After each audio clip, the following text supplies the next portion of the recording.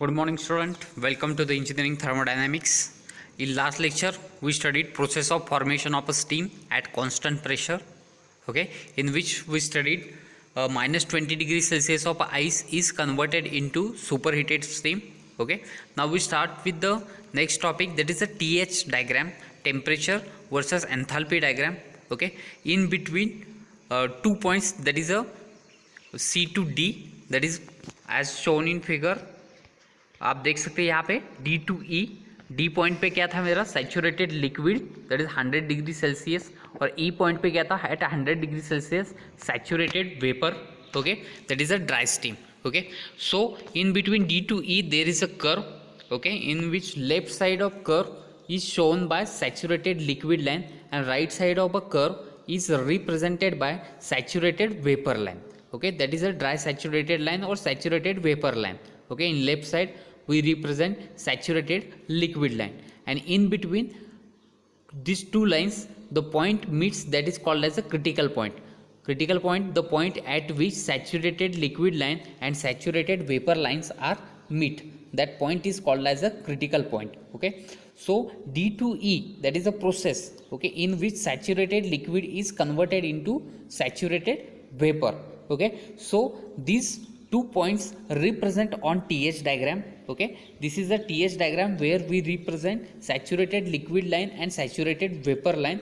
Okay, तो आपके critical point के लेफ्ट साइड वाली जो लाइन है उसको हम बोलेंगे सैचुरेटेड वाटर और सैचुरेटेड लिक्विड लाइन, और जो right side to the critical point है उसको बोलेंगे हम सैचुरेटेड वेपर लाइन, ओके, और dry saturated steam line. Okay, तो यहाँ पे आप देख सकते हैं 1 to 2, the point 2 is represent saturated liquid point, and point 3 which is represented dry saturated steam point, point 4 which represent superheated steam point, and point 1 which is a region is called as the subcooled water region.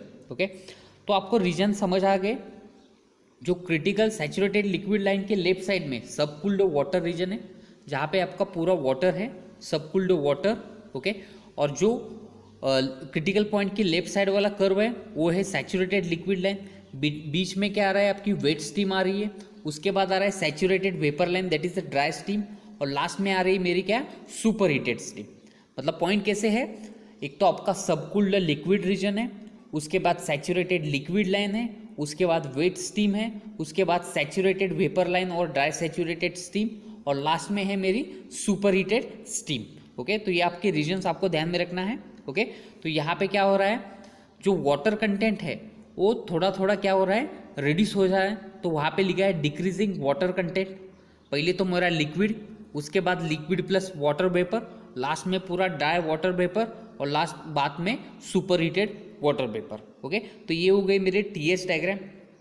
Okay, process कैसी हो रही है, पहले तो heating हो रहा है water का, उसके बाद बॉइलिंग होना चालू होगा, और उसके बाद क्या होगा, सुपर हीटिंग होने लगेगा. मतलब liquid, wet steam, dry steam and super heated steam, liquid, wet steam, dry steam and super heated steam, ये आपको रीजन ध्यान में रखना है. ओके, तो उसके बाद हम देखने वाले हैं ड्राइनेस फ्रैक्शन. अभी what is the dryness fraction, ये इंपॉर्टेंट है आपको, न्यूमेरिकल्स में आने वाला है. Dryness fraction represent by x, x से रिप्रेजेंट करते हैं. व्हाट इज ड्राइनेस फ्रैक्शन, अभी जो स्टीम है, ओके, एक तो स्टीम, एक तो पूरी लिक्विड है तो उसको बोलेंगे हम सैचुरेटेड लिक्विड. ओके, अगर जो स्टीम है उसमें वाटर वेपर है और जो वाटर वेपर और वाटर दोनों प्रेजेंट होगा तो उसको बोलते हैं हम वेट स्टीम, और जो ड्राई स्टीम है उसमें सब वाटर वेपर है, कोई वाटर पार्टिकल प्रेजेंट नहीं है तो उसको हम बोलते हैं ड्राई स्टीम. ओके, तो ड्राइनेस फ्रैक्शन मतलब क्या है, जो आपका रीजन है, जो यहाँ पे मैंने दिखाया है 2 to 3 पॉइंट आपको दिख रहा है. ओके, पॉइंट 2 पे आपका जो स्टीम है वो पूरी लिक्विड फॉर्म में है, उसको हम सैचुरेटेड लिक्विड बोलते हैं. ओके, पॉइंट 3 जो है वहाँ पे जो आपकी स्टीम है पूरी ड्राई स्टीम है, उसमें आपका कोई वाटर वेपर प्रेजेंट नहीं है, वाटर पार्टिकल प्रेजेंट नहीं है, बराबर है. तो 2 to 3, इन बिटवीन 2 to 3 क्या हो रहा है, आपका लिक्विड का कन्वर्जन वाटर वेपर में हो रहा है. मतलब वहाँ पे आपका लिक्विड भी है, वाटर वेपर भी है.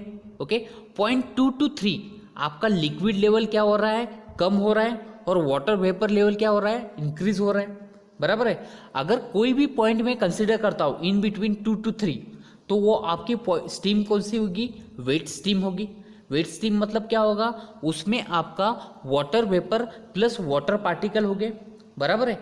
तो आपकी वो जो स्टीम है वो कितनी ड्राई है, ओके। आपको क्वेश्चन आ जाता है आपकी स्टीम का ड्राइनेस फ्रैक्शन कितना है। ड्राइनेस फ्रैक्शन मतलब क्या है, आपकी जो स्टीम है वेट स्टीम उसका ड्राइनेस कितना है वो आपको निकालना है। उसके लिए हमें क्या लगता है, ड्राइनेस फ्रैक्शन, ओके। तो ड्राइनेस फ्रैक्शन जो है मतलब पहले तो 0.2 पे क्या है, पूरा लिक्विड है, मतलब स्टीम कोई ड्राई नहीं है, मतलब आपका ड्राइनेस फ्रैक्शन क्या होगा, 0 होगा, ओके। ड्राइनेस फ्रैक्शन जो होता है वो 0 to 1 के बीच में रहता है। क्या रहता है, 0 to 1 के बीच में रहता है। मतलब 0.2 पे क्या है, आपकी जो स्टीम है वो पूरी लिक्विड है, मतलब ड्राइनेस फ्रैक्शन क्या है वहाँ पे 0 है। स्टीम बिल्कुल ड्राई नहीं है, पूरा लिक्विड है, मतलब x इक्वल टू क्या होगा, 0 होगा। अभी जो 0.3 है, 0.3 क्या है, आपकी ड्राई स्टीम है, मतलब वहाँ पे आपका कोई भी वाटर पार्टिकल प्रेजेंट नहीं होगा, बराबर है। यहाँ पे क्या है, आपका पूरा कोई वाटर पार्टिकल प्रेजेंट नहीं है, बराबर है। आप डायग्राम में देख रहे हैं, ओके। तो पॉइंट जो है मेरा, ओके, तो 0.2 जो है पूरा लिक्विड है, वहाँ पे ड्राइनेस फ्रैक्शन क्या होगा, 0 होगा। 0.3 है जहाँ पे क्या है, मेरी पूरी स्टीम क्या है, ड्राई है, मतलब वहाँ पे कोई वाटर पार्टिकल प्रेजेंट नहीं है, मतलब मेरा x क्या होगा, 1 होगा। तो 2 to 3 इनके बीच में जो वेट स्टीम होगी वो जो वैल्यू होगी वो 0 to 1 के बीच वाली होगी, ओके। 2 to 3 क्या होगा, मेरा ड्राइनेस फ्रैक्शन 0 to 1 में होगा। अभी जो ड्राइनेस फ्रैक्शन है वो कैसे निकालते हैं, तो it is the ratio of mass of dry steam to the mass of wet steam. मतलब क्या है, आपकी जो स्टीम होगी वेट स्टीम, उसमें आपकी ड्राई स्टीम कितनी है और मास ऑफ वाटर पार्टिकल कितने हैं, उससे हम क्या निकालने वाले हैं, dryness fraction. So it is the ratio of mass of dry saturated steam to the mass of wet steam. Mass of wet steam मतलब क्या होगा, mass of dry saturated steam plus mass of water particle, okay, water vapour नहीं, water particle. So X is equal to क्या है, mass of dry steam upon mass of wet steam. Mass of wet steam मतलब क्या होता है, mass of dry steam plus mass of water particle, बराबर है। तो x equal to M S upon M S plus M W. अगर आपका point liquid reason पे होगा, सैचुरेटेड लिक्विड पॉइंट पे, तो वहाँ पे मास ऑफ ड्राई स्टीम नहीं आएगी, मतलब mass of S M S equal to 0 होगा और एम डब्ल्यू इक्वल टू 1 होगा, ओके। तो x इक्वल टू क्या होगा, 0 अपॉन 0 प्लस 1, मतलब x equal to 0। So saturated liquid line पे आपकी x की वैल्यू क्या होगी, 0 होगी। अगर सैचुरेटेड वेपर लाइन पुट की, सैचुरेटेड वेपर लाइन मतलब क्या होगी, पूरी स्टीम ड्राई होगी, बराबर है। तो मास ऑफ ड्राई स्टीम 1 होगा और मास ऑफ वाटर पार्टिकल क्या होगी, वहाँ पे 0 होगे। तो x इक्वल टू क्या होगा, 1 अपॉन 1 प्लस 0, मतलब x इक्वल टू क्या होगा, आपका 1 होगा, बराबर है। तो mass of dryness fraction for dry steam क्या होगा, 1 होगा, और for dryness fraction for saturated liquid कितना होगा, 0 होगा, बराबर है। तो वेट स्टीम का कितना होगा, इन बिटवीन 0 to 1, ओके। यहाँ पे मैंने एक डायग्राम दिखाया है, देखो एक कर्व है, जो लेफ्ट साइड वाला कर्व है वो है सैचुरेटेड लिक्विड लेवल, ओके। तो x की वैल्यू कितनी है, 0 है। Right side to the critical point क्या है, saturated vapour line, that is the dry steam. So x की वैल्यू कितनी है, 1.0। अभी जो बीच वाले पॉइंट है आप देख सकते हैं AA, BB और CC, ओके। वो जो कर्व है वहाँ पे ड्राइनेस फ्रैक्शन क्या हो रहा है, इंक्रीज हो रहा है। मतलब क्या हो रही है, लिक्विड टू पूरा वाटर वेपर कन्वर्ट होते वक्त क्या होगा, लिक्विड कम कम होता जाएगा और ड्राइनेस फ्रैक्शन इंक्रीज होता जाएगा। सो x 0, उसके बाद 0.25, उसके बाद 0.5, उसके बाद 0.75 और लास्ट में मुझे क्या मिल रहा है, 1 मिल रहा है। मतलब ड्राइनेस फ्रैक्शन मेरा 0 to 1 कन्वर्ट हो रहा है। कैसे कन्वर्ट हो रहा है, तो ड्राइनेस फ्रैक्शन इंक्रीज होता जा रहा है, ओके। तो आपको समझ आ गया ड्राइनेस फ्रैक्शन मतलब क्या है, mass of dry steam to the mass of wet steam, okay. तो ड्राइनेस फ्रैक्शन लिक्विड का कितना होता है, 1 होता है, और ड्राई स्टीम का कितना होता है, 1 होता है।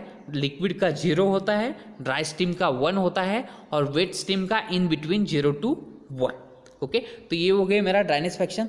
अभी ड्राइनेस फ्रैक्शन आपको एग्जाम्पल में ऐसा पूछा जाता है, क्वेश्चन में पूछा जाता है स्टीम इज 22% ड्राई, मतलब x की वैल्यू कितनी हो गई, 0.22, x मतलब ड्राइनेस फ्रैक्शन डायरेक्टली दिया है, स्टीम इज 22% ड्राई, मतलब x की वैल्यू कितनी मिली 0.22।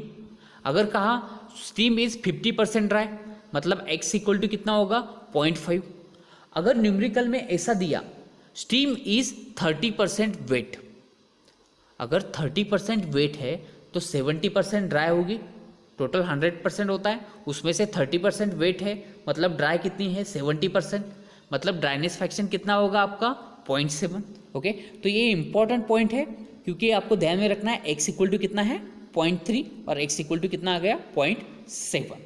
ओके, तो ये आपका ड्राइनेस फ्रैक्शन कैसे निकालना है समझ गए, mass of dry steam to the mass of wet steam. Okay, अभी यहाँ पे दो पॉइंट्स आए थे, एक क्रिटिकल पॉइंट और एक ट्रिपल पॉइंट। आपको एक एग्जाम में क्वेश्चन पूछा जाता है व्हाट इज क्रिटिकल पॉइंट और what is triple point. Critical point तो मैंने बताया, the point at which saturated liquid line and saturated vapour line are meet, that point is called as a critical point.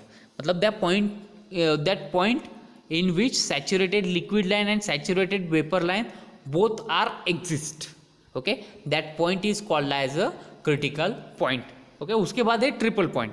Triple point मतलब क्या है, the triple point of a substance, the temperature and pressure at which all the three phases, that is solid, liquid, gas, all are in equilibrium। okay, so that point is called as a triple point। The triple point of a substance is the temperature and pressure at which three phases of that substance coexist in thermodynamic equilibrium।